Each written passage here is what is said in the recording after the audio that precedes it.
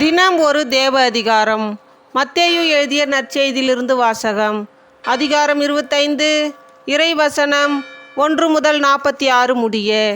10 தோழியர் உவமை. அந்நாளில் விண்ணரசு எவ்வாறு இருக்கும் என்பதை பின்வரும் நிகழ்ச்சி வாயிலாக விளக்கலாம்.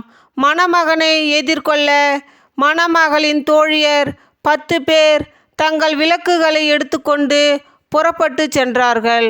அவர்களுள் 5 பேர் அறிவிலிகள், 5 பேர் முன்மதி உடையவர்கள்.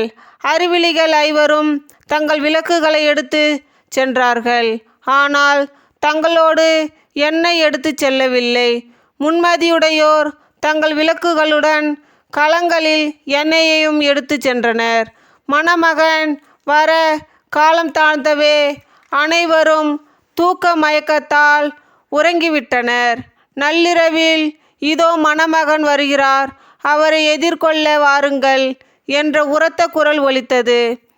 மணமகளின் தோழியர் எல்லாரும் எழுந்து தங்கள் விளக்குகளை ஒழுங்குபடுத்தினர். அப்போது அறிவிலிகள் முன்மதியுடையோரை பார்த்து, எங்கள் விளக்குகள் அணைந்து கொண்டிருக்கின்றன, உங்கள் எண்ணெயில் எங்களுக்கும் கொடுங்கள் என்றார்கள்.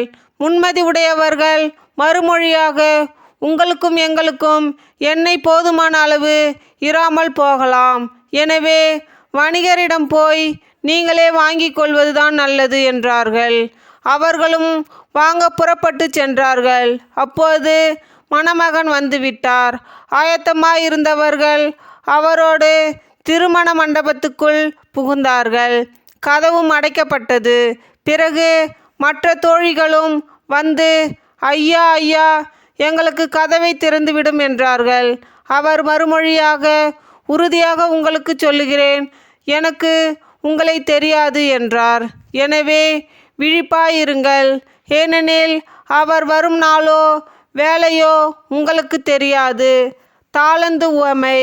விண்ணரசை பின்வரும் நிகழ்ச்சி வாயிலாகவும் விளக்கலாம். நெடும்பயணம் செல்லவிருந்த ஒருவர் தம் பணியாளர்களை அழைத்து அவர்களிடம் தம் உடைமைகளை ஒப்படைத்தார். அவரவர் திறமைக்கு ஏற்ப ஒருவருக்கு 5 தாலந்தும், வேறொருவருக்கு 2 தாலந்தும், இன்னொருவருக்கு 1 தாலந்தும் கொடுத்துவிட்டு நெடும் பயணம் மேற்கொண்டார். 5 தாலந்தை பெற்றவர் போய் அவற்றை கொண்டு வணிகம் செய்து வேறு 5 தாலந்து ஈட்டினார். அவ்வாறே 2 தாலந்து பெற்றவர் மேலும் 2 தாலந்து ஈட்டினார்.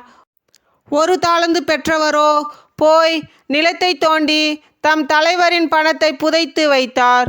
நெடுங்காலத்திற்கு பின் அந்த பணியாளர்களின் தலைவர் வந்து அவர்களிடம் கணக்கு கேட்டார்.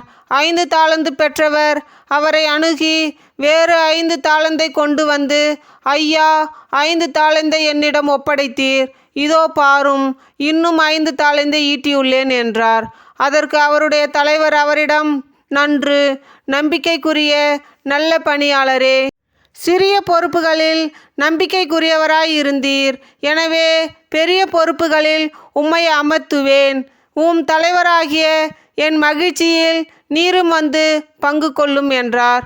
2 தாலந்து பெற்றவரும் அவரை அணுகி, ஐயா, நீர் என்னிடம் 2 தாலந்து ஒப்படைத்தீர், இதோ பாரும், வேறு 2 தாலந்து ஈட்டியுள்ளேன் என்றார்.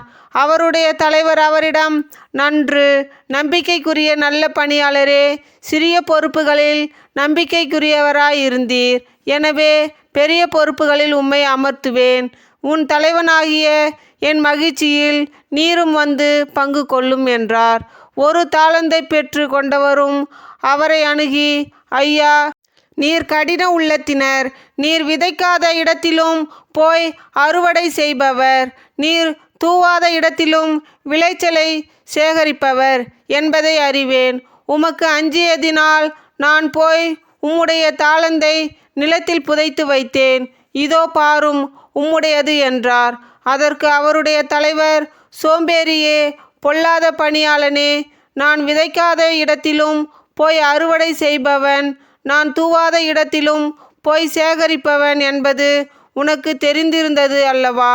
அப்படியானால் என் பணத்தை நீ வட்டி கடையில் கொடுத்து வைத்திருக்க வேண்டும். நான் வரும்போது எனக்கு வரவேண்டியதை வட்டியோடு திரும்ப பெற்றிருப்பேன் என்று கூறினார். எனவே அந்த தாளந்தை அவனிடமிருந்து எடுத்து 10 தாலந்து உடையவரிடம் கொடுங்கள். ஏனெனில் உள்ளவர் எவருக்கும் கொடுக்கப்படும், அவர்கள் நிறைவாக பெறுவர். இல்லாதோரிடமிருந்து அவரிடம் உள்ளதும் எடுக்கப்படும். பயனற்ற இந்த பணியாளனை புறம்பேயுள்ள இருளில் தள்ளுங்கள், அங்கே அழுகையும் அங்கலாய்ப்பும் இருக்கும் என்று அவர் கூறினார். மக்களினத்தார் அனைவருக்கும் தீர்ப்பு. வானதூதர் அனைவரும் புடைசூழ மானிட மகன் மாட்சியுடன் வரும்போது தம் மாட்சிமிகு அரியணையில் வீற்றிருப்பார். எல்லா மக்களினத்தாரும் அவர் முன்னிலையில் ஒன்று கூட்டப்படுவர். ஓர் ஆயர் செம்மறியாடுகளையும் வெள்ளாடுகளையும் வெவ்வேறாக பிரித்து செம்மறியாடுகளை வலப்பக்கத்திலும் வெள்ளாடுகளை இடப்பக்கத்திலும் நிறுத்துவது போல் அம்மக்களை அவர் வெவ்வேறாக பிரித்து நிறுத்துவார். பின்பு அரியணையில் வீற்றிருக்கும் அரசர் தம் வலப்பக்கத்தில் உள்ளோரை பார்த்து, என் தந்தையிடமிருந்து ஆசி பெற்றவர்களே, வாருங்கள். உலகம் தோன்றியது முதல் உங்களுக்காக ஏற்பாடு செய்யப்பட்டிருக்கும் ஆட்சியை உரிமை பேராக பெற்றுக்கொள்ளுங்கள். ஏனெனில் நான் பசியாயிருந்தேன், நீங்கள் உணவு கொடுத்தீர்கள். தாகமாயிருந்தேன், என் தாகத்தை தணித்தீர்கள். அந்நியனாக இருந்தேன், என்னை ஏற்றுக்கொண்டீர்கள். நான் ஆடையின்றி இருந்தேன், நீங்கள் எனக்கு ஆடை அணிவித்தீர்கள். நோயுற்று இருந்தேன், என்னை கவனித்து கொண்டீர்கள். சிறையில் இருந்தேன், என்னை தேடி வந்தீர்கள் என்பார். அதற்கு நேர்மையாளர்கள், ஆண்டவரே, எப்போது உம்மை பசியுள்ளவராக கண்டு உணவளித்தோம், அல்லது தாகமுள்ளவராக கண்டு உமது தாகத்தை தணித்தோம்? எப்போது உம்மை அந்நியராக கண்டு ஏற்றுக்கொண்டோம், அல்லது ஆடை இல்லாதவராக கண்டு ஆடை அணிவித்தோம்? எப்போது நோயுற்றவராக அல்லது சிறையில் இருக்க கண்டு உம்மை தேடி வந்தோம் என்று கேட்பார்கள். அதற்கு அரசர், மிக சிறியோராகிய என் சகோதரர் சகோதரிகளுள் ஒருவருக்கு நீங்கள் செய்ததை எல்லாம் எனக்கே செய்தீர்கள் என உறுதியாக உங்களுக்கு சொல்லுகிறேன் என பதிலளிப்பார். பின்பு இடப்பக்கத்தில் உள்ளோரை பார்த்து, சபிக்கப்பட்டவர்களே, என்னிடமிருந்து அகன்று போங்கள். அலகைக்கும் அதன் தூதருக்கும் ஏற்பாடு செய்யப்பட்டிருக்கிற என்றும் அணையாத நெருப்புக்குள் செல்லுங்கள். ஏனெனில் நான் பசியாயிருந்தேன், நீங்கள் எனக்கு உணவு கொடுக்கவில்லை. தாகமாயிருந்தேன், என் தாகத்தை தணிக்கவில்லை. நான் அந்நியனாயிருந்தேன், நீங்கள் என்னை ஏற்றுக்கொள்ளவில்லை. ஆடையின்றி இருந்தேன், நீங்கள் எனக்கு ஆடை அளிக்கவில்லை. நோயுற்றிருந்தேன், சிறையில் இருந்தேன், என்னை கவனித்து கொள்ளவில்லை என்பார். அதற்கு அவர்கள், ஆண்டவரே, எப்போது நீர் பசியாகவோ தாகமாகவோ அந்நியராகவோ ஆடையின்றியோ நோயுற்றோ சிறையிலோ இருக்க கண்டு உம்மை தொட்டு செய்யாதிருந்தோம்? முடிவில்லா தண்டனை அடையவும் நேர்மையாளர்கள் நிலைவாழ்வு பெறவும் செல்வார்கள். இது கிறிஸ்து வழங்கும் நற்செய்தி. கிறிஸ்துவே உமக்கு புகழ். தந்தை மகன் தூய ஆவியின் பெயராலே ஆமேன்.